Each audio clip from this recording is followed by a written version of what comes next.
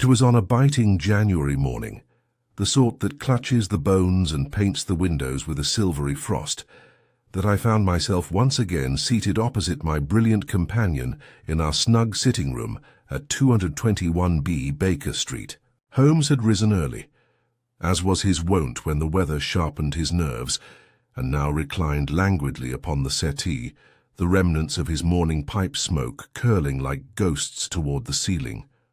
I had barely finished buttering my second crumpet when our landlady, Mrs. Hudson, entered with a grave expression and a visiting card upon her tray. "A gentleman to see you, Mr. Holmes," she said, eyeing the soot on the hearthrug with mild disapproval. "He would not give his name, but he's agitated, that much is plain." Holmes held out a slender hand, took the card and examined it under the lamplight. A small twitch of interest passed over his aquiline features. "Show him in, if you please," he said. Moments later, the door swung open and in stepped a man, of middle years, wrapped in a dark Inverness cape, his gloved hands trembling slightly as he removed his hat. His hair was grizzled at the temples, and his face bore the pale, drawn expression of one who had not slept. Though plainly dressed, there was an undeniable air of authority about him, as if he were a man used to commanding attention in the corridors of influence. "My name," he began with little preamble, "is Sir Reginald Bartleby. I come on behalf of my niece, Miss Clara Woodbridge, who finds herself at the heart of a ghastly affair at our country estate near Godalming. A man has been murdered, Mr. Holmes, and though the police believe the matter straightforward, I do not." Holmes steepled his fingers and studied our guest. "Please continue, Sir Reginald." The baronet took a seat, visibly gathering himself. "The victim was a Mr. Jonathan Avery, a tutor recently employed to assist my niece in classical studies. A quiet man, but intense, if I may say so. He was found 2 nights ago in the library, stabbed through the heart, slumped in a chair by the hearth." "Unfortunate," Holmes murmured. "But why come to me if the police are confident in their conclusions?" "Because," said Bartleby, his voice growing more urgent, "they've arrested our gardener, young Matthew Pike, a village boy who's never left Surrey. They say they found his knife on the premises, and that a bloodstain on the rug matches the timing of the struggle. But here is the curious part." He leaned forward, lowering his voice as if the walls might overhear. "The bloodstain changed shape overnight."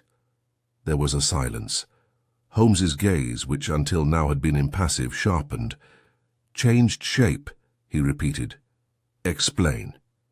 "It was first described by the constable as an irregular blotch, like a spatter, but by the next morning it had become more defined, as if it had settled into a distinct pattern, something almost symbolic."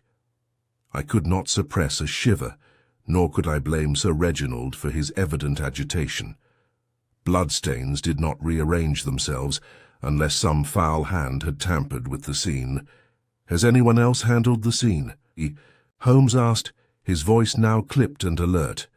"The room was locked after the initial inspection, save for the police and our housekeeper, Mrs. Larch, but they swear nothing was moved." Holmes stood, his long limbs unfolding with sudden purpose. "Watson," he said, "I believe the country air may do us some good. Pack for an overnight stay. We leave on the noon train." Sir Reginald rose in evident relief, but Holmes halted him with a question. "One last thing, Sir Reginald.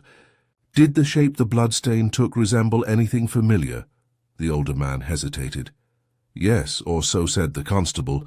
He claimed it looked rather disturbingly like the letter R." Holmes's eyes gleamed. "Curious indeed." With that, he turned to his violin, and as the first notes of La Cinquantaine curled through the winter air, I felt the familiar thrill that accompanies the start of one of Holmes's singular investigations. The following morning found Holmes and me aboard the southbound train to Surrey, the rhythmic clatter of wheels against track providing a steady undercurrent to our quiet conversation. Holmes had scarcely spoken since we departed Baker Street, save for a few clipped remarks about the barometric pressure and the tendency of country constables to leap to conclusions. He sat motionless, his grey eyes fixed somewhere beyond the frost-etched window-pane, fingertips pressed together beneath his chin, a pose I knew well. I left him to his reverie, though I confess my own thoughts were a whirl of conjecture. A bloodstain that had altered shape. It defied natural explanation. I wondered if the old baronet's nerves had played tricks upon him, or worse, if we were being drawn into a hoax. But I had long since learned that Holmes's instincts for the unusual were rarely mistaken. The countryside grew whiter and quieter as we approached Godalming, the snow lying soft upon hedgerows and rooftops. At the station, a carriage awaited us, driven by a dour-faced man in a cap who introduced himself curtly as Briggs, Sir Reginald's coachman. He had little to say during the half-hour ride to Woodbridge Manor, save for a muttered warning about unsettled folks and trouble where there shouldn't be. Woodbridge Manor itself was a handsome Georgian structure, its brickwork half obscured by ivy and frost, standing sentinel over sloping lawns and a line of naked poplars. It bore the air of old wealth now shadowed by recent grief. We were greeted, at the entrance not by Sir Reginald, but by a thin woman of about 50 in a high-collared black dress and severe grey bun, Mrs. Larch, the housekeeper. Her face was lined but sharp, with an expression that hovered between suspicion and weariness. "Sir Reginald awaits you in the drawing-room," she said, after a tight nod. "This way, if you please." Holmes's eyes flicked briefly across. The foyer, the dark rugs, the brass umbrella stand, a smear of something near the baseboard that only he seemed to notice, and then we were ushered into a room warmed by a crackling fire, where Sir Reginald rose to greet us. "My apologies for the informal welcome," he said, shaking Holmes's hand firmly. "The inspector from Guildford is due shortly.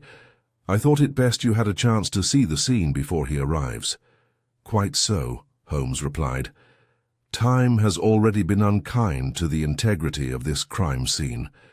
We were led at once, down a panelled hallway to the library, a handsome chamber of carved walnut shelves, thick red drapes, and the faint aroma of leather and old pipe smoke. It was a room designed for quiet scholarship, not violence. Yet the chair before the hearth still bore faint smudges, the rug at its base darker in one place than the rest. "There," Sir Reginald said quietly. "That's where Avery was found, and that is the stain I spoke of." Holmes crouched over the rug, removing his gloves. He drew a small magnifying lens from his coat and studied the patch of discoloured wool with rapt attention. The stain was oddly precise, no longer the irregular spatter one might expect from a stabbing, but something closer to a curved mark, broken at one side and curling inwards at the tips, a shape that could indeed resemble a capital R, though distorted. "What sort of lighting was in this room the night the body was discovered?" Holmes asked without looking up. "Gas sconces," Sir Reginald said, "and the fire. Nothing unusual." Holmes hummed. "And who discovered the body?" "My niece, Miss Clara Woodbridge. She came down to fetch a book shortly before midnight. The police believe the murder occurred shortly before that, between 11:30 and midnight. Was the victim seated like this?" Holmes gestured to the chair. "Yes, slumped, his head to one side. The blade went in straight through the chest, quick and, they say, likely fatal in an instant." "Was the knife found nearby?" Sir Reginald nodded. "On the desk there. Her gardening knife belonging to young Pike. But that boy swears he hadn't even been in the house that evening." Holmes stood and drifted toward the desk. He surveyed the scattered papers, the overturned inkwell, the faint outline of a blotter, now missing. He picked up a silver letter opener, examined it, replaced it. Then he turned suddenly. "Sir Reginald, I should like to speak with your niece. Alone, if possible." The baronet hesitated. "She's rather shaken, Mr. Holmes." "Understandable." But even the shaken may remember truths the calm overlook. Mrs. Larch was sent to fetch her, and within minutes Miss Clara Woodbridge entered. She was younger than I had imagined, perhaps 23, with a clear, intelligent face, pale from strain, and red-rimmed eyes that suggested genuine grief. She greeted us politely and sat where Holmes indicated, her hands clenched in her lap. "Miss Woodbridge," Holmes began gently, "we will not detain you long. Can you tell me in your own words what you saw that night?" She swallowed. "I had been reading in my room. Around 1:45 I remembered I had left my Latin primer in the library. I came down quietly. I didn't want to disturb anyone. And when I opened the door—" She looked away. "He was there. Jonathan. Just sitting like he had dozed off, except he wasn't. And then I saw the blood." Holmes was watching her intently. "Had you spoken with Mr. Avery that evening?" She hesitated. "Briefly. After dinner. We argued. He was pressing me to resume lessons. I hadn't felt well. He was insistent, almost forceful." Holmes's eyes narrowed. "Did he threaten you?" Her eyes dropped. "Not in so many words, but he made me feel small, like I owed him more than I had given. He could be possessive." "Did he ever write to you?" She looked startled. "Yes, several times. Would you mind if we saw the letters?" She nodded slowly. "They're in my room." Holmes rose. "We shall review them presently. One last question. Had Mr. Avery been in the habit of meeting with anyone privately in the house?" Her eyebrows knit. "Only the housekeeper, Mrs. Larch. She was very fond of him." Holmes gave a small, unreadable smile. "Yes, I thought she might be." As Miss Woodbridge was escorted out, Holmes turned to me. "Well, Watson," he said, softly, "what do you make of it? I confess I find it more perplexing than ever." He tapped his fingers together. "As do I. A stain that moves, a housekeeper's affection, a tutor's misplaced intensity. The truth lies not in the blood, but in the quiet corners of this house. And I suspect one such corner may speak to us next, if we listen carefully." Just then, the sound of voices filtered in from the hall, one of them loud, officious. Inspector Tanner had arrived. Inspector Tanner entered the library with a briskness that seemed designed to impose authority. He was a stout man with a handlebar, moustache and a dark wool coat, half unbuttoned from the cold. A constable trailed behind him, carrying a satchel of notes. The inspector's gaze swept over Holmes and me, lingered on Sir Reginald, and finally landed on the stain beneath the hearth. "Afternoon, gentlemen," he said. "I see you've already begun poking about, Mr. Holmes. I'd hoped to conduct—" My examination before your arrival muddled the scene. Holmes, unfazed, gave a slight bow. "Fear not, Inspector. The stain is precisely where it was when you left it, though perhaps it's what the stain chooses to resemble that continues, to evolve." Tanner frowned. "You're referring to the so-called letter it forms now? I've heard the gossip, superstition, blood doesn't shape itself to alphabets." "Indeed it does not," Holmes said mildly, "which makes its transformation all the more interesting." The inspector waved dismissively. "The case is clear. Motive, opportunity, and the weapon all point to the gardener, Pike. The man had reason to resent Avery, something about wages, and his sister working here as a scullery maid before being dismissed. He knew the house. He had the knife. His prints were on it." Watson and I exchanged a glance. Holmes tilted his head, and yet he denies having been in the house that evening. "He would," Tanner said with a snort, "but he has no alibi past 10 o'clock. And the housekeeper saw someone in the garden shortly before midnight, claimed it matched Pike's silhouette. The case is watertight." Holmes turned slowly back to the desk, where he gently lifted a folded piece of blotting paper from beneath a ledger. He examined it briefly, then held it to the firelight. A mirror image of half a word had been preserved in faint ink. "Curious," he murmured. "Watson, do you see it?" I leaned closer. It looks like a velation. Part of a word? Precisely. Likely the last word Avery wrote before his demise. Holmes turned to Tanner. You didn't find a corresponding letter or note? Tanner bristled. If there was one, it's gone now. The crime scene was chaotic, and we took what evidence we found. Holmes slipped the blotter into his coat. Avery may have written something intended to be private, possibly a revelation of some significance. That it is missing suggests someone feared what it revealed. Tanner grunted but said nothing. Holmes moved again to the hearth. Tell me, Inspector, when your men documented the stain, did they sketch it? Of course. Standard procedure. I should like to see that sketch. The inspector gestured to his constable, who produced a portfolio and withdrew a pencil rendering. Holmes studied it for several long seconds. Yes, irregular, he said softly, and now a near-symmetrical curve. That is not time-altering. Shape. It is interference. Tanner frowned. You're suggesting someone altered the bloodstain? I am suggesting, Holmes said, that someone returned after the body was discovered and tampered with the scene, perhaps not knowing. The police had already taken notes. Who? That, Holmes said, is what we must now determine, but I'd like to speak to your prisoner. I assume Pike is being held at the local constabulary. Tanner nodded. We've kept him in the Godalming cells. I'll want to question him this evening. Meanwhile, Watson and I shall inspect the staff wing and perhaps speak with Mrs. Larch again. It was just past 4 when we made our way down the narrower servants' corridor, Mrs. Larch walking a step ahead of us. She moved with a crisp efficiency, her hands folded tightly before her. Her quarters were small and impeccably kept, a bookshelf, lined with devotional texts and a few volumes of poetry. A photograph of a young man in army uniform stood on the mantel, presumably her son.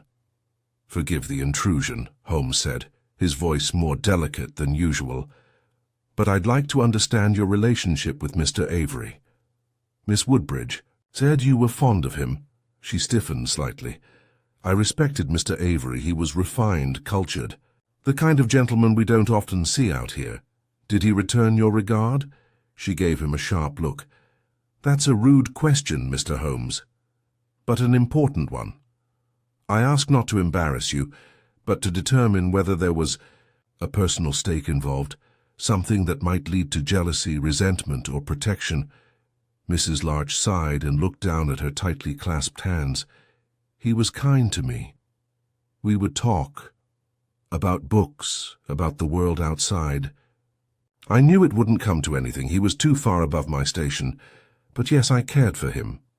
And did he care for you, I think, she said quietly. He appreciated being seen. He was lonely. Holmes watched her a moment longer. Do you recall seeing the desk after the police left? I tidied the room the next morning, carefully. I didn't touch anything they marked, but I noticed the blotter was gone. You're certain it was gone the next morning? Yes. Then someone took it and later returned it, Holmes said. That's helpful. As we stepped into the corridor again, he muttered to me, and she is no liar, which narrows our field. We returned to our guest quarters for a hasty supper. Holmes barely touched his food.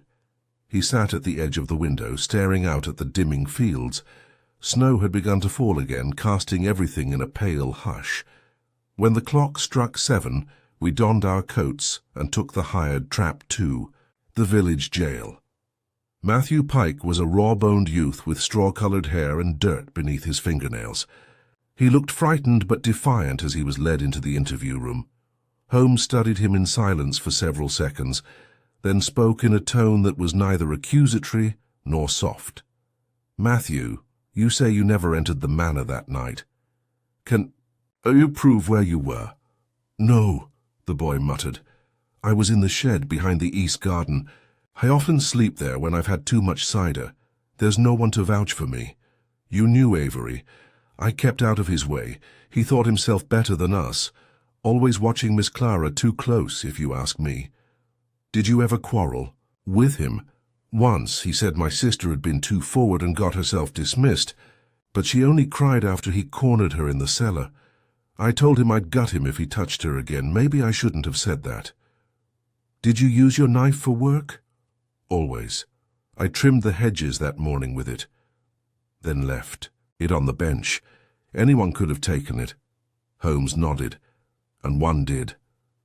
Back at the manor, Holmes walked alone to the library again, lantern in hand. I found him an hour later, seated in the victim's chair, the fire casting long shadows across the rug. He didn't look up. "Watson," he said, almost to himself, "something's wrong with the timing. The stain changed after the body was discovered. A blotter was removed and then replaced, and someone altered the scene believing no one had. Noted it fully. It is not just about murder, it's about what Avery knew." I stood quietly watching him. "Someone here," he said softly, "is writing a new version of events. But blood does not lie, Watson. Only people do." The fire in the library had burned low, casting the room in a soft, shifting glow. Holmes remained seated, unmoving, as if willing the patterns of the room to confess their secrets. I stood behind, him in silence, aware from long experience that to interrupt such concentration was futile. At last he spoke, his voice low and deliberate.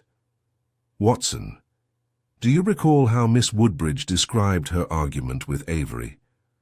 That he was pressing her to resume lessons despite her protests?" "I do. She said he was insistent, and that she felt as though she owed him something." "Yes, though she didn't elaborate." Holmes rose abruptly and moved to the bookshelves, running his finger along the spines. "That language suggests not mere academic encouragement, but pressure, emotional or otherwise. I suspect the relationship between Clara and Mr. Avery was more complicated than Sir Reginald understands, or perhaps wishes to." He pulled a book from the shelf, a Latin grammar, and leafed through the pages with practiced fingers. Halfway through he paused. A folded slip of paper had been carefully tucked between pages.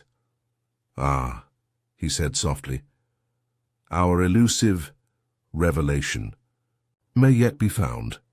He unfolded the note and read it silently, then without comment handed it to me. The handwriting was neat but hurried. "You must decide soon. I will not be made a fool. You know what we agreed, and I will not see it undone by your cowardice. Either you tell them or I will." There was no signature, no date, but I recognized the significance at once. "Threatening," I said, "and unmistakably personal. Do you believe this was from Avery to Clara?" "I do. The tone fits. It is not a love letter, but a demand. And the phrase, 'you know what we agreed,' that implies complicity in something secretive." Holmes carefully replaced the note in his pocket. "Come, Watson, it is time we spoke to Miss Woodbridge again.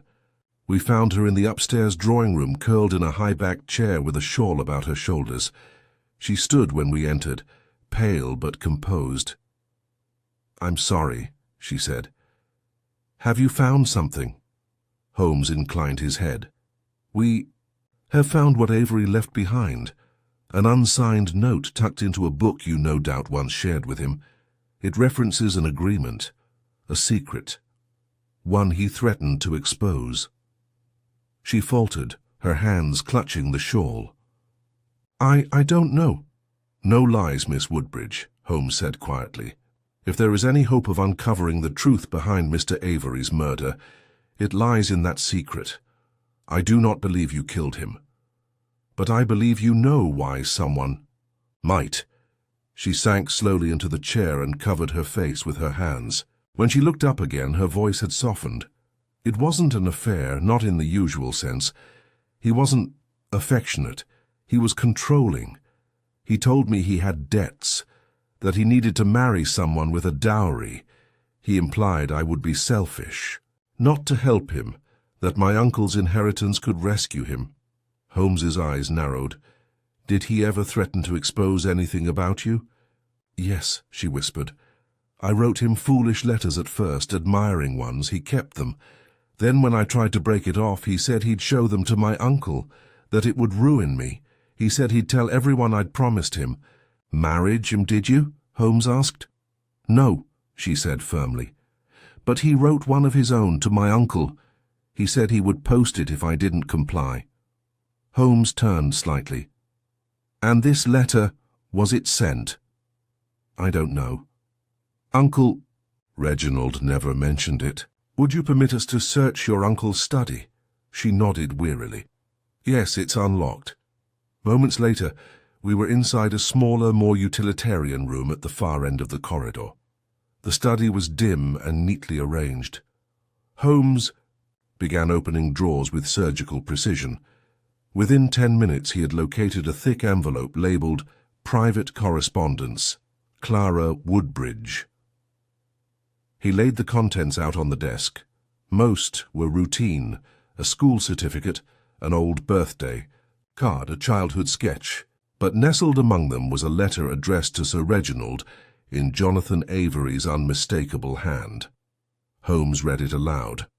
Sir Reginald, it is with regret that I must inform you of a matter concerning your niece. She and I have entered into an understanding, one which she now seeks to deny. For her honour and yours, I ask that you permit our union before scandal becomes unavoidable. He set it down slowly. The tone is manipulative, calculated to suggest impropriety without stating it outright. Did Sir Reginald ever see this letter? I asked. Holmes was already searching the envelope again. A small slip of notepaper was tucked at the back, this time in the baronet's hand. He read it aloud. Avery, do not presume to coerce me. Your conduct is noted. You will not be received at Woodbridge after next week. I trust you will find new employment. R.B. So, I said, Sir Reginald did see it, and he dismissed Avery quietly. Holmes nodded. Indeed. Which makes his omission of that fact all the more telling. He didn't want the scandal to surface even to me.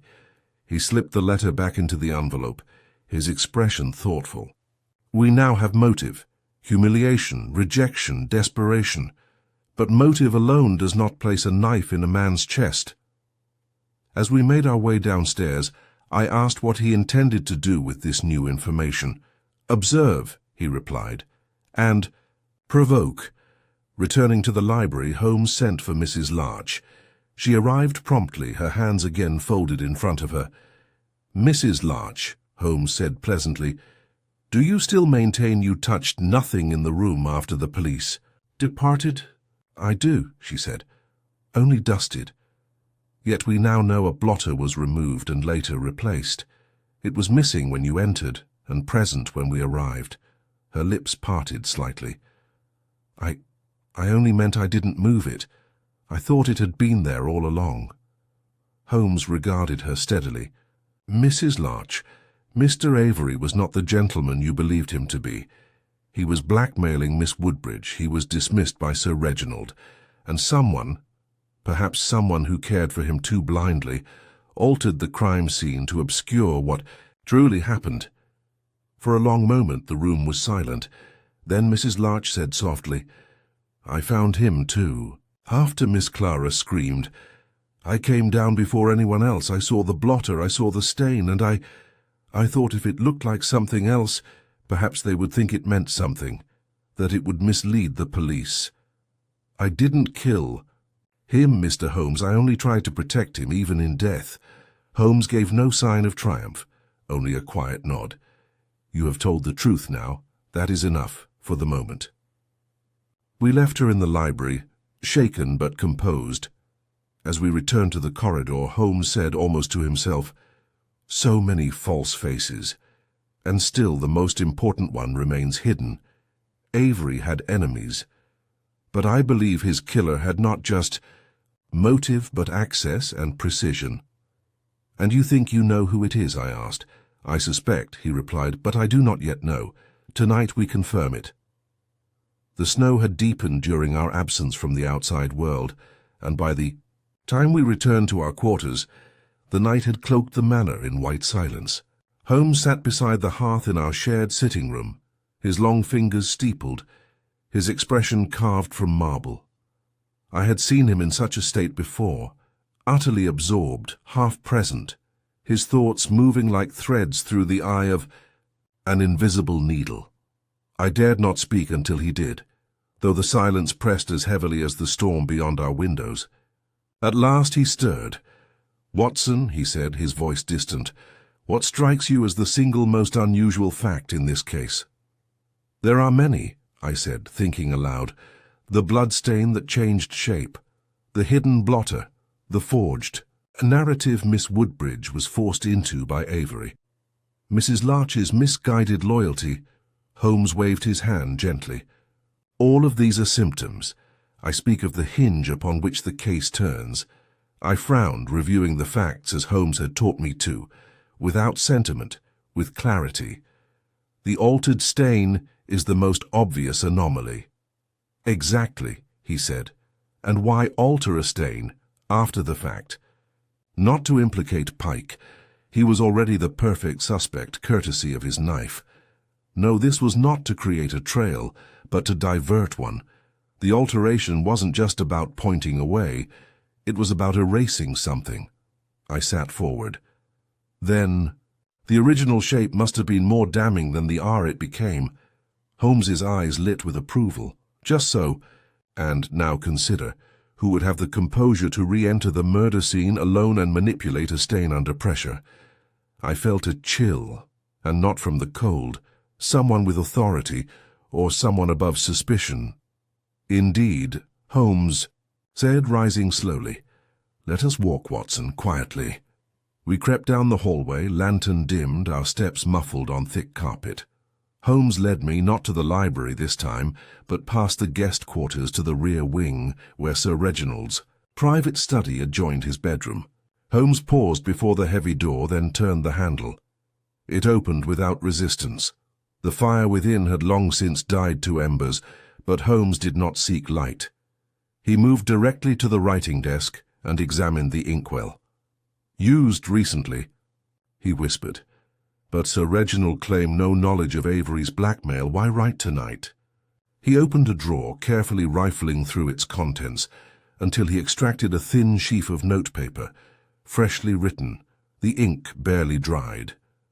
Without a word, he handed it to me. The words were penned in Sir Reginald's hand, composed but agitated. "2E. Be delivered to Tanner upon conclusion. If Holmes begins to suspect, reveal Clara's original letters to deflect attention. Emphasize her instability. If necessary, burn Avery's correspondence entirely. No scandal must arise. Must protect the family name at all costs." I stared at it, speechless. "He knew," I said. "He knew the truth all along." "He knew," Holmes echoed, "and he acted to conceal it. But not merely to preserve reputation. Watson, no, there is something else here." Holmes stepped to the wardrobe and opened it. After a moment's search, he withdrew a heavy wool overcoat. He reached into the right-hand pocket and retrieved a delicate silver instrument, a brass-bound compass. He held it to the faint glow of the embers. "A compass," I said. "Unremarkable. Not when it matches the indent found in the rug." "Beneath Avery's chair," Holmes said. "I noticed it this morning. A circular imprint, as if something had been dropped in haste or fell from a pocket during a struggle." He looked up at me. "Avery did not die seated. He was placed there after death, and the rug beneath him bore the imprint of this compass, Sir Reginald's compass." A slow realization formed in my mind. "You think Sir Reginald killed Avery?" "I do not think. I know." A sudden knock, soft then firmer, interrupted us. Holmes motioned me still and crossed to the door. When he opened it, Miss Woodbridge stood there, pale and breathless, a cloak pulled hastily over her shoulders. "I saw your light," she whispered. "There's something I must tell you about that night." Holmes stepped aside, gesturing her in. She clutched the cloak tight as she entered. "Go on," he said. I lied, she said immediately, tears welling. I told you I came down and found him, but that's not the whole truth. I heard voices and argument. I paused in the hallway outside the library. I recognized my uncle's voice and Jonathan's. My uncle was angry. Jonathan said something about exposing everything. My uncle warned him, and then she faltered. Holmes did not press. I heard a noise, a blow maybe, and silence. I ran back to my room. I didn't want to believe it. I told myself it wasn't what it sounded like. But when I returned later, he was dead. And my uncle looked calm. Too calm. She broke off, trembling. Holmes laid a hand gently on her shoulder. You have done the right thing. But I must ask one more question. Do you know what Avery intended to reveal? What threat he made? She nodded slowly. It wasn't about me, not entirely. It was about an old debt, something from years ago. My uncle invested in a railway venture in India. There were some improprieties, illegal ones, and Jonathan claimed he had proof. He threatened to use it to force the marriage or to destroy my uncle. And your uncle killed him to silence him, I said, stunned. He wouldn't let the name be tarnished, she whispered, even if it meant murder. Holmes turned to me. Watson, remain with Miss Woodbridge. I must speak with Inspector Tanner. The moment has come. He left swiftly, his coat swirling behind him, and I remained with the young woman by the hearth, her hands folded tightly, as though trying to keep something within from breaking loose. Half an hour later, Holmes returned with Tanner in tow. The Inspector looked weary but grim. Sir Reginald has confessed, Holmes said quietly. Under pressure he admitted the quarrel, the blow, the placement of the body. Mrs. Larch's tampering helped conceal the truth longer than it might have lasted. But the compass sealed his fate. Tanner nodded. He'll be held in Guildford until the magistrate reviews it. Sad business. Holmes glanced at Clara. You are free of it now. No more blackmail. No more deception. She nodded, silent, as tears slid slowly down her cheeks. We retired to our room soon after. Holmes stood at the window for some time, watching the snow settle on the hedgerows below. I joined him, the quiet pressing in around us. Another name. Preserved by silence, I said. Holmes shook his head. Another name tarnished by silence, but now at least the truth has been spoken. And that, Watson, is always the beginning of healing. Holmes did not sleep that night. I woke once in the small hours to find him seated in the armchair near the window, a candle guttering low beside him, his violin resting untouched at his knee. He was still, but his eyes were alive, calculating, distant, as though moving over, an invisible map of the manor and its occupants. By morning the storm had passed. The white stillness of the landscape seemed at odds with the turmoil of the day before. Sir Reginald had been taken under escort to Guildford just before dawn, his face drawn and pale, yet dignified in defeat. Miss Woodbridge did not appear at breakfast. I did not blame her. We took our meal in the study, and Holmes seemed content to let silence stretch between us. It was only as I folded my napkin that he finally spoke. There is still something wrong, Watson. I looked up. You mean beyond the confession? Yes, he said quietly. The confession fits, but too precisely. Every element laid out as if anticipating my conclusions. Sir Reginald's motive was strong, yes, but not singular. There is a missing pressure, a force not yet uncovered. One final piece that tugs against the tapestry. I frowned. But the letter to Inspector Tanner, his intent to mislead, to burn evidence, it proves premeditation. Holmes shook his head. It proves desperation, but not origin. The cover-up was deliberate. The murder? I am not yet convinced. A man like Sir Reginald might threaten, might bribe, but murder, it does not sit comfortably. The blow Avery received was brutal, clumsy, not the work of a man used to violence. You suspect someone else? I asked. Holmes stood. "I suspect a shadow behind the curtain. And shadows, Watson, are best found in daylight." He led us, not to the library or Sir Reginald's study, but to the narrow path leading behind the east garden, where Matthew Pike had claimed to have been on the night of the murder. The shed was just as he had described it, half covered in snow, the roof patched with tar paper, its interior barren save for a cot, a blanket, and the dull scent of wood shavings and cider. Holmes examined the interior swiftly, his hands moving. Over the walls, the floorboards, the rough timber beams. At last his fingers paused on a wooden post near the doorway. He scraped at it gently with a penknife and uncovered a faint smear of red-brown. "Blood," he murmured. "But not from the night of the murder. This is older, possibly animal. Still, suggestive." He turned to the cot. Beneath it, a tin. A box had been stowed. Holmes opened it without ceremony. Inside were a few coins, a dog-eared copy of the Pilgrim's Progress, and a torn envelope. He held the latter to the light. "Look here, Watson. The address."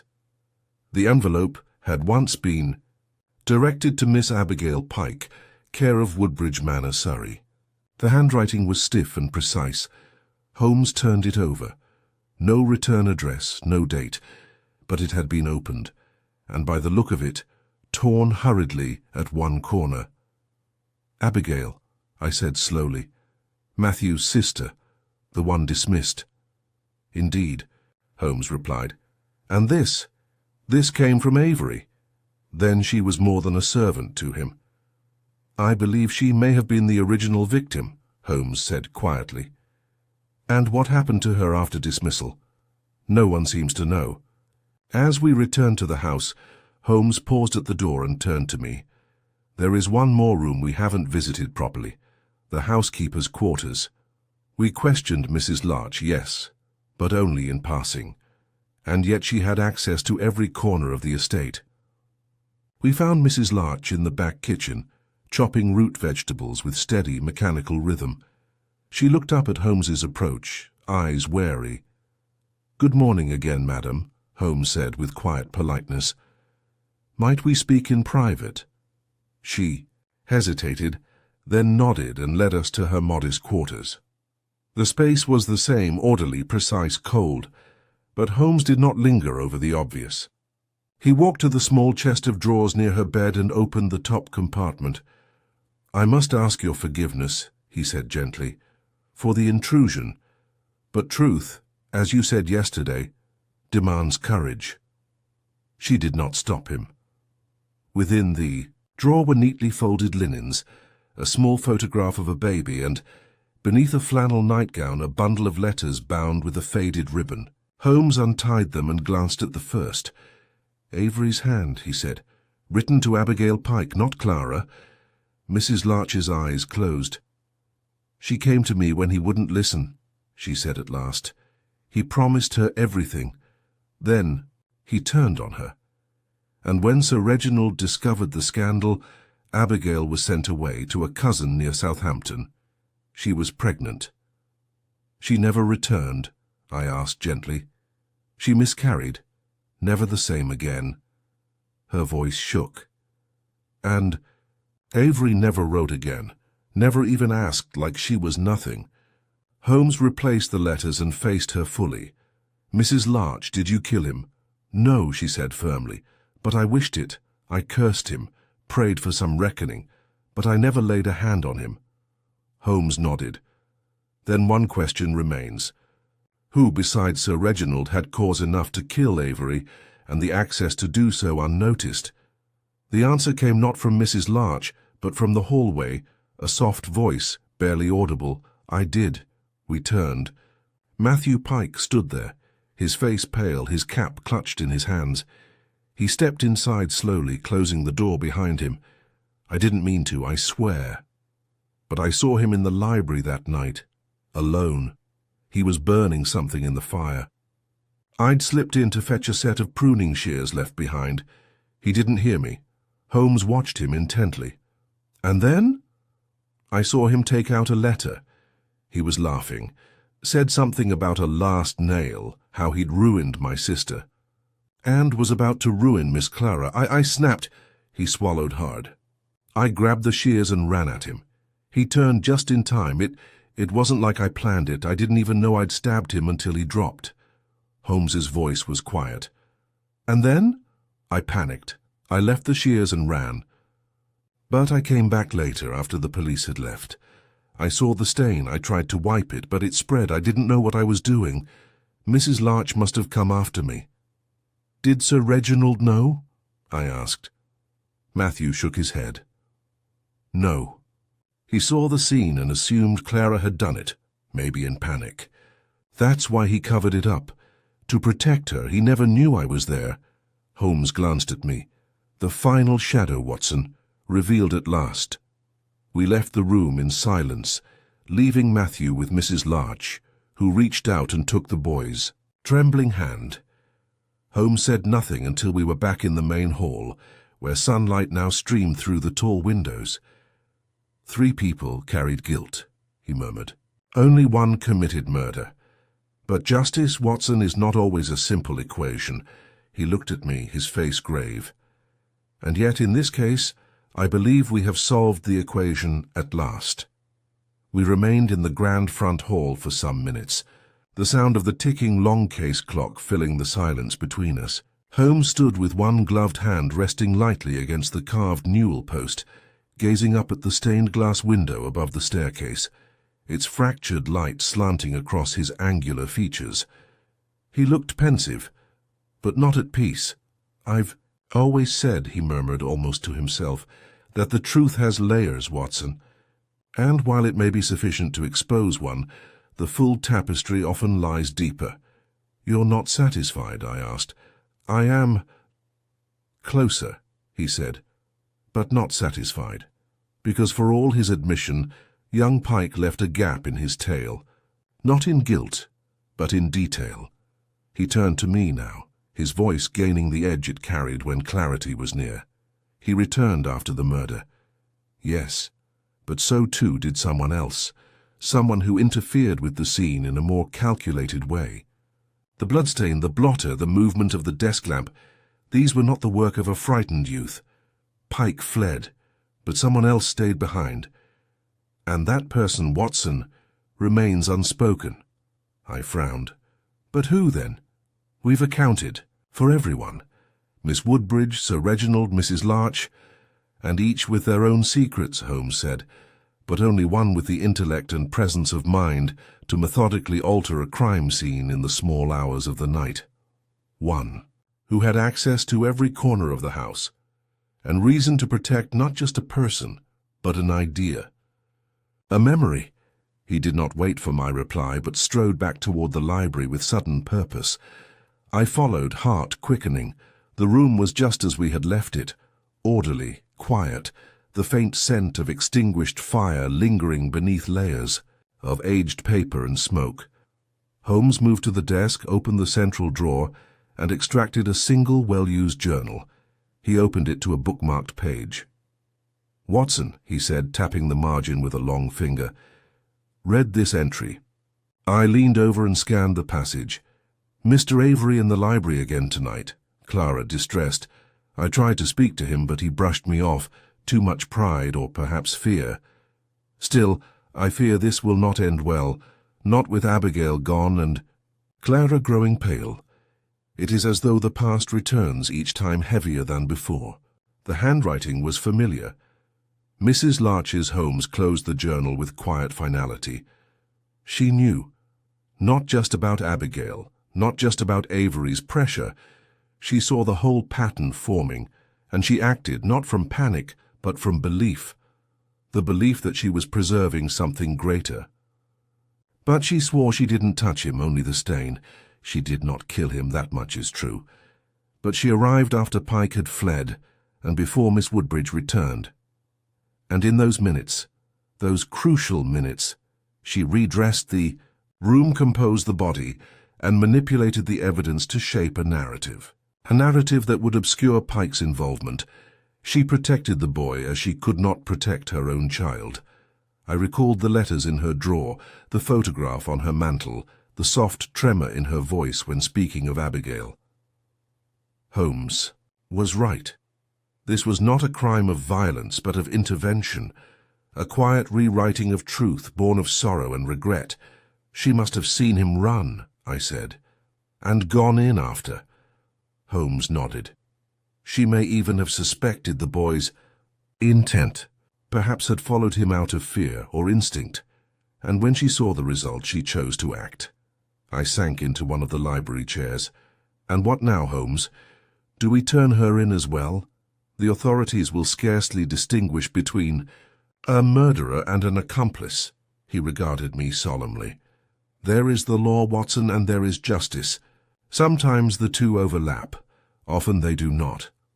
We shall present the full account to Tanner, and we shall make clear that Mrs. Larch altered the scene after the fact, with no intent to deceive the law, only to shield a broken soul. But do. You believe Tanner will accept it? Holmes allowed himself the smallest of smiles. Tanner has seen enough of men to know the difference between concealment and compassion. If I present it correctly, he will understand. We found Tanner still, in the front parlour, speaking with a constable by the hearth. Holmes drew him aside, and for nearly half an hour laid out the full narrative. Pike's emotional explosion, Mrs. Larch's quiet intervention, the false trail laid in good faith, and the baronet's misguided attempt to shield his niece. To his credit, the inspector listened without interruption, his arms folded and brow furrowed deep. When Holmes finished, Tanner let out a slow breath. So we've one boy who killed in rage, one woman who tampered in grief, and a gentleman who lied for pride. Fine tangle, Holmes nodded, but only one hand struck the fatal blow. Aye, Tanner said, and that's the one the courts will want. I'll speak to the magistrate, quietly. It was as much as we could hope for. Later that day, Holmes and I took a final walk through the manor grounds. The snow had begun to melt in patches, revealing the earth beneath, wet, dark, resilient. We passed the garden where Abigail Pike had once worked, the east hedge now trimmed in perfect symmetry, a quiet testament to her brother's care. Holmes walked slowly, head bowed, his coat drawn tight against the wind. You often say, I remarked, that the world offers little room for sentiment, but today you made allowances, for many. He looked at me sidelong, not unkindly. I made room for truth, Watson, and truth is not always cold. It lives in shades, in decisions made in silence, in letters never sent, in stains even, that change shape not by chance but by choice. We returned to the house just as the sun dipped low, casting the western windows in gold. Our cases were packed. The trap waited in the drive. Miss Woodbridge stood at the door to see us off. Her face was tired, but she held herself with quiet strength. Thank you, she said to Holmes, for everything. I don't know what the future will look like now. Better, he said gently, because now, Miss Woodbridge, it will be honest. She said nothing more, only nodded and stepped back into the warmth of the house. As we climbed into the carriage, Holmes settled into the seat beside me and closed his eyes. Watson, he said, as the wheels crunched over melting snow, remind me to replace my blotting paper. I shall never look at it again without suspicion. I laughed, and for the first time in days Holmes smiled. The train back to London chugged steadily through the thawing countryside, the fields now glistening under the pale winter sun. Holmes sat opposite me in our first-class compartment, his long legs stretched out before him, one slender finger tapping absently against the frame of the window. Outside, the hedgerows blurred past in muted green and brown, but Holmes was not watching the scenery. His eyes were turned inward, fixed on that invisible tangle of logic and motive that even now he continued to unpick. You remain restless, I said after some time, even with the case closed? Holmes did not answer at once. When he finally spoke, his voice was low, almost meditative. It is closed, yes, but not resolved, not fully. Justice has been served by measure, not wholly, but perhaps sufficiently, and yet there lingers a detail that troubles me. A detail? He leaned forward, elbows on knees, fingertips together once more. The letters Avery wrote, the ones to Clara, yes, but more importantly, the ones to Abigail. You recall how carefully Mrs. Larch preserved them, every note, every line. Yes, I said. They were damning, certainly. Holmes nodded. They revealed a pattern of manipulation, to be sure, but the tone of those letters, that there was something practiced in them, something performative. It was not simply the cruel selfishness of a man who used women for leverage. It was the language of someone mimicking affection and threat as tools, knowing precisely the response he wished to evoke. You believe he was coached? I asked, surprised. Holmes gave a slight shake of the head. Not coached, trained. The precision of his rhetoric, it reminded me of legal correspondence, or diplomatic phrasing. There's calculation, Watson, but not just emotional calculation. Professional. This notion hung between us for several moments. I cast my mind back through everything we'd learned. Avery's background, his manner, his veiled threats to Clara, his silencing of Abigail. But he was a tutor, I said. That was all anyone knew of him. Was it? Holmes asked, quietly. Or was that all they believed? He reached into the inner pocket of his coat and drew out a folded sheet of paper.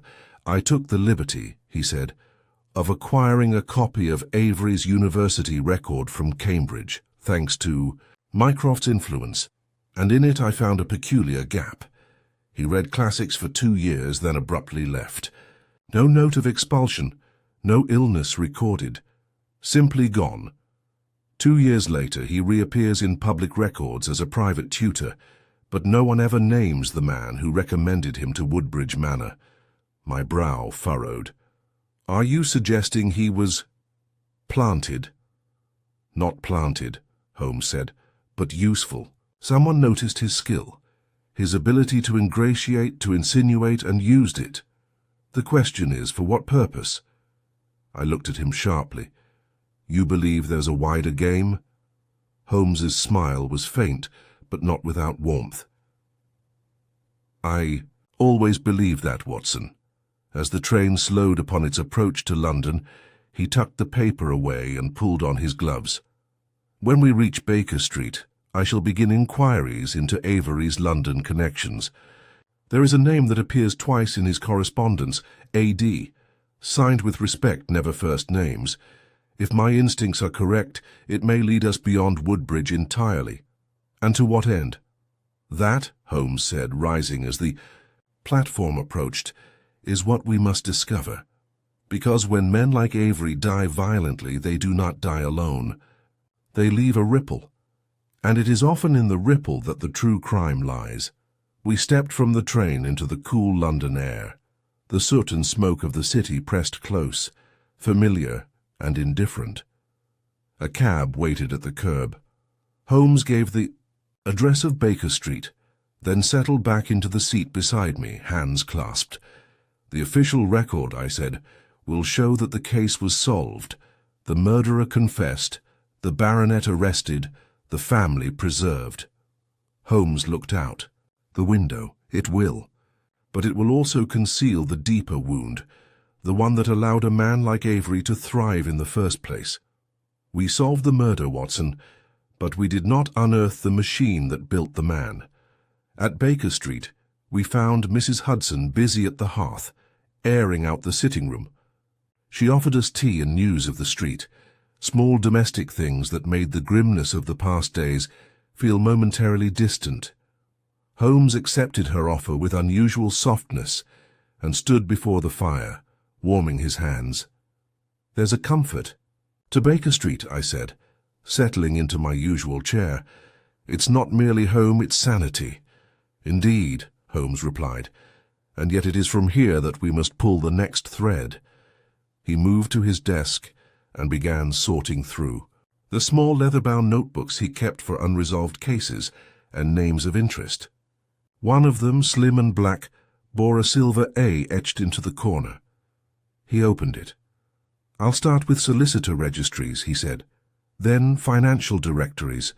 If AD was his correspondent and his employer, there must be a paper trail, some payment, some contact." Avery's ledger hinted at something called South Channel disbursements, a phrase that rings oddly familiar. I sipped my tea, watching him with no small admiration. "You're not content to solve murders, Holmes. You pursue the ghosts they leave behind." "Of course," he said, glancing up. "Murder is not a single act, Watson. It is the consequence of a pattern, of forces we often choose not to see. My task is not simply to expose the killer. It is to understand why the killing could happen at all."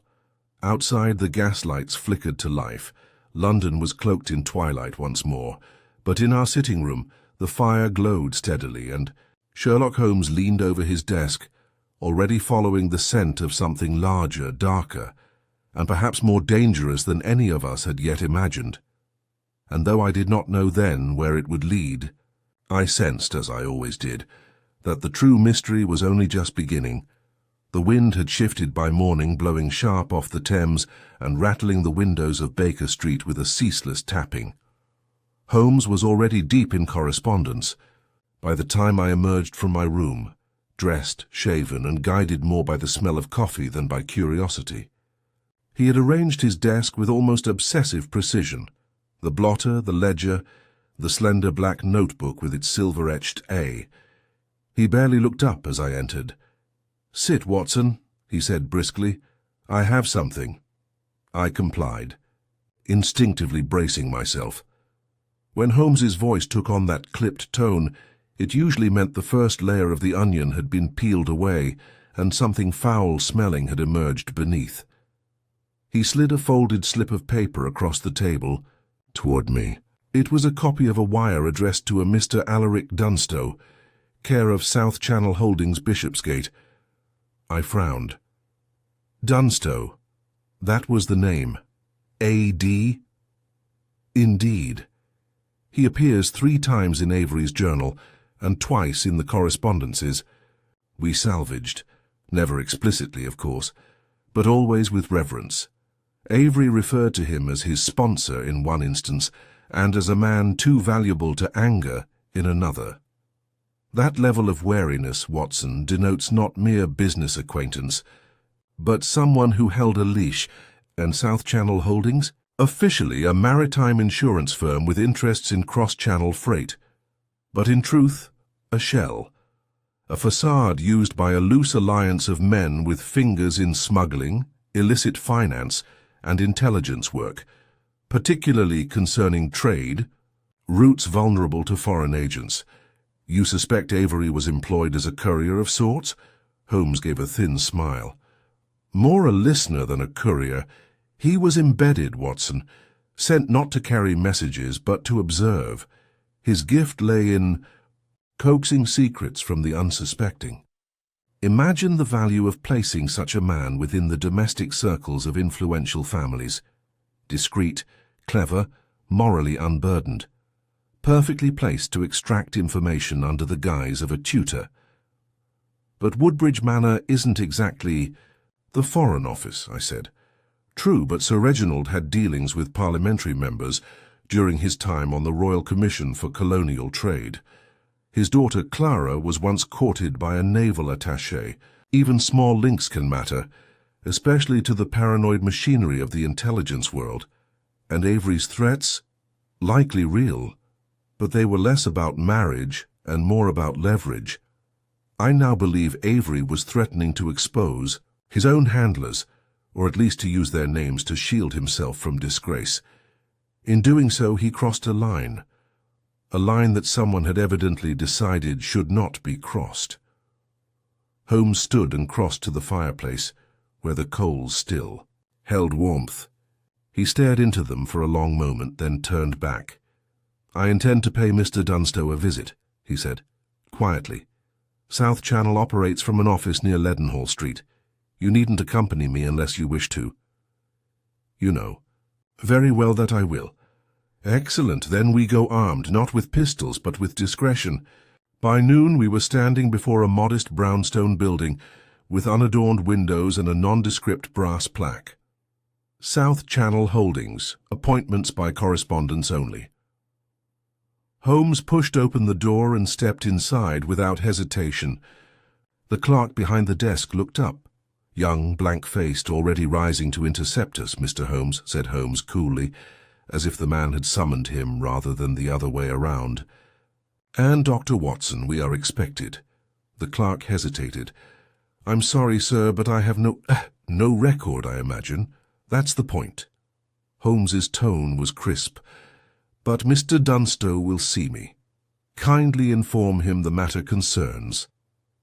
Her former employee, now deceased, Jonathan Avery. The effect of the name was immediate. The clerk's mask faltered. He gave the barest nod and disappeared through a side door. Holmes did not move. If he stalls for more than 3 minutes, he said under his breath, we leave, that will tell us enough. But within 2, the door opened again, and the clerk returned, paler than before. Mr. Dunstow will see you, this way, please. The office was plain, almost aggressively so. No books, no trophies, no sentimental clutter, just a desk, a chair, and a man with thinning blonde hair and an expression as blank as his office. He did not rise as we entered. You've come about Avery, he said. I assumed someone would. Holmes inclined his head. Then you're aware of his death? Of course, I'm aware of everything that concerns me. You employed him. Dunstow gave the barest flicker of a smile. We used his services. That's not quite the same thing. He was embedded in Woodbridge Manor to gather information. No. Dunstow's tone was flat. He placed himself there. We merely encouraged the opportunity once it arose. Holmes nodded slightly. And when he turned, when he threatened to expose your arrangement, you arranged his removal. There was a pause. Dunstow studied Holmes carefully. Mr. Holmes, men like Avery are not murdered. They are removed from rotation. If someone chose a more dramatic method, it was not by my instruction. So you deny involvement in his death? I don't need to deny it, Dunstow said, because it doesn't matter. Avery outlived his usefulness the moment he began issuing threats. Whether it was a jilted maid or a furious uncle who silenced him is immaterial. He was a collapsing liability. Holmes's gaze remained locked. And the letters he retained? The notes, the hints of your network? Gone. He kept nothing original, only what we allowed. It was a game of veiled truths, of omissions made deliberate. Holmes knew it, and so did Dunstow. There was little more to say. Holmes stood slowly. Then, allow me to offer a word of advice, he said. The next man you place in someone's home should be less arrogant or less careless. Dunstow's smile did not reach his eyes. I'll consider it. We left without further word. Back, into the bright, brisk air of Bishopsgate. Holmes waited until we were a block away before speaking. He did not order Avery's death, of that I'm certain. Then who did? I asked. If not Pike, and not Dunstow. Holmes exhaled. Pike acted, yes, but he was not the one who intended. The true killer, Watson, I begin to wonder if we missed them entirely, not out of oversight, but because we were meant to. Someone orchestrated events so perfectly that we focused on every thread, except the hand weaving them. A chill ran through me. Holmes quickened his pace. Back to Baker Street, he said sharply. We must re-examine every note, every witness, every timeline. I fear, Watson, we are not done at all. We reached Baker Street under a lowering sky, the sharp wind trailing us like a persistent thought. Inside, Holmes wasted no time removing his overcoat. He strode to the fireplace and lit the coals with rapid strikes of a match, not for warmth, but for focus. The room, still as we had left it, now became a crucible. Every detail to be revisited, remeasured. He flung open his notebooks, and cast out the contents of the slim black ledger across the floor in a fan of notes, sketches, names, dates. I watched, him with growing unease. I had seen Holmes in many states, elated, irritable, calculating, but here he was taut, silent, a mind on the verge of confrontation not with a suspect, but with its own miscalculation. "We missed the center," he muttered. "We mistook the threads for the pattern. Then let us retrace it," I said, stepping beside him. He nodded. "Begin at the moment of death." He tapped his finger on the timeline pinned above the fireplace. Avery was killed between 11:30 and midnight, found shortly after by Clara. Pike confessed to the act, but his timing is vague. He fled. Mrs. Larch entered the room some time after. She admitted tampering with the scene to protect Pike. And Sir Reginald entered later still, Holmes said, and assumed, it seems, that Clara had been responsible, or feared as much. He erased Avery's letter and suppressed knowledge of his motives. I paced slowly. And Clara? Holmes hesitated. Her testimony was the first we received. She claimed to have heard nothing until she found the body, then admitted later she heard voices, an argument between Avery and her uncle. I recalled her words now, how strained they had sounded, even through confession. Her guilt had seemed genuine, but the details had always arrived with delay, only when pressed, as if she were searching, not remembering. Holmes drew a deep breath. "It's not what she said, Watson. It's what she never said." Clara claimed to have heard the men argue, heard the blow, then fled. But if she had truly remained in the hallway, if she had fled to her room before returning to discover the body, she would not have had time to alter anything. Yet the scene bore the mark of more than one hand. "You think she did more than find the body?" "I think," he said. "She anticipated it." He moved to the bureau and opened the satchel containing Clara's retrieved letters, the ones Avery had written, the ones she had supposedly kept as proof of his harassment. Holmes rifled through them quickly now, but not carelessly. His eyes flicked across the text, passing tone, pace, even punctuation. "Look here," he said, passing one across. "Read it aloud." I scanned the page and obeyed. "My dearest Clara, I understand your hesitation, but we must not allow your uncle's rigidity to control our fate. You must speak with him. If not, I will be forced to. Yours, Jonathan." I paused. "That sounds more conciliatory than threatening." Holmes nodded. "Slowly. Precisely. This letter contradicts the ones we saw earlier, more tender, less coercive. It doesn't match the tone of a man prepared to blackmail or ruin her. The question becomes why. They came from the same hand. Yes, but were they sent in the same spirit?" He reached for another. "You're far braver than you know. I would never shame you, Clara, but I will not be ignored." Holmes looked at me sharply. They shift between tenderness and aggression, but too cleanly. They're not the progression of a madman. They're the blueprint of someone being framed. I stared. "You believe Avery didn't write the more damning ones?" "Not exactly. I believe someone else added to the cache, after his death.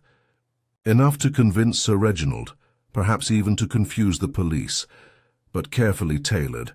Enough to infuriate Pike, enough to vilify Avery, and most of all, enough to shield the real killer." A silence followed. "You mean Clara?" I said, quietly. Holmes said nothing. She would have had access, and motive, and the intelligence to play all sides, enough to push Avery, manipulate Pike, draw her uncle into a protective lie. "But why murder?" Holmes's voice was grave. "Because Avery truly had threatened her, but not with exposure, with return." He turned to the fire, speaking to the flickering light. She knew he wasn't finished. Whatever passed between them, intimidation, shame, perhaps even a failed elopement, it wasn't over. Avery planned to stay, to escalate. Her uncle had cut him off, but he lingered, convinced Clara would yield. She tried to end it quietly, but he refused. She panicked? I asked. No, Holmes said. She planned. He turned now, his expression cold. Pike was baited, the blade placed within easy reach. Clara told him of Avery's threat, told him when he'd be alone, told him just enough to set him boiling. Then she followed, perhaps not expecting Pike to strike. But when he fled and she saw the opportunity, she finished it. Holmes nodded. She composed the scene, fabricated the letters, played the role of the shocked niece. When Mrs. Larch arrived, Clara let her believe Pike had done it all, let her rearrange what she needed, then stood silent while her uncle ruined himself trying to protect her. I could scarcely breathe. We must act, I said. We must go to Tanner. Holmes didn't move. Not yet. He retrieved one final note from the envelope, sealed in a different hand, a newer envelope, addressed not to Clara, but to her father. Sir Reginald, read. By the time you read this, I will be gone. Please know that what I did was to preserve your name and mine. I couldn't bear the shame. Not again. Forgive me. Clara. The air thickened. This was not found at the manor, I said slowly. Holmes gave a single nod. It was left with the constable at Guildford an hour before we departed. And she? Gone, Holmes said. Slipped away in the night, left no trace. He walked to the window and looked out at the fading day. She wrote her ending, Watson, one she controlled, as she controlled so much else. I stood beside him in silence, the full weight of the revelation settling over us like the dusk. She fooled everyone, I said finally. Holmes's voice was distant. Not everyone, but long enough. Outside, the first stars pierced the dim veil of the London sky. In our room the fire crackled, quiet and final. The case of Jonathan Avery was closed, but the wound it left behind would take longer to fade. The days that followed were grey and quiet. London pressed on as always, its wheels turning, its chimneys smoking, its people bustling through streets blind to the private tragedies of its citizens. Holmes remained largely indoors during that time, rising early, but not playing his violin, nor lighting his pipe with any great conviction. The energy that had driven him through the unravelling of the case now seemed drawn inward, as though even his great mind required a pause after confronting the complexity of both the human heart and its deceptions. Too, found myself subdued. The revelations at Woodbridge Manor, Pike's confused guilt, Mrs. Larch's quiet protection, Sir Reginald's misguided honour, and above all Clara Woodbridge's cold, calculated resolve, had disturbed something in me that no war wound ever had. This was not simply a matter of murder, but of something more insidious, a manipulation of grief and fear so finely executed that even Sherlock Holmes had nearly missed it. It was the letter, left for her father, delivered discreetly to the Guildford constabulary, that had ended any hope of legal closure. She had vanished into the fog of England's vast interior, with no charges pressed and no formal accusations made. Without a body or a signed confession, there was no case the Crown could pursue. As Holmes remarked with bitter irony, she had removed herself as cleanly as a chess piece placed back into the box. We sat together one evening near the fire, the silence companionable but heavy. "It will not appear in the papers, of course," Holmes said at last, watching the flames curl. "There will be no scandal for the Woodbridge name. The official report will attribute the death to a violent altercation involving Matthew Pike, later retracted on lack of evidence. Sir Reginald will die a man burdened by shame but not by disgrace, and Clara will disappear," I finished quietly. "Her crime buried beneath acts of loyalty and layers of silence." Holmes leaned back in his chair. "There's a symmetry to it all, Watson.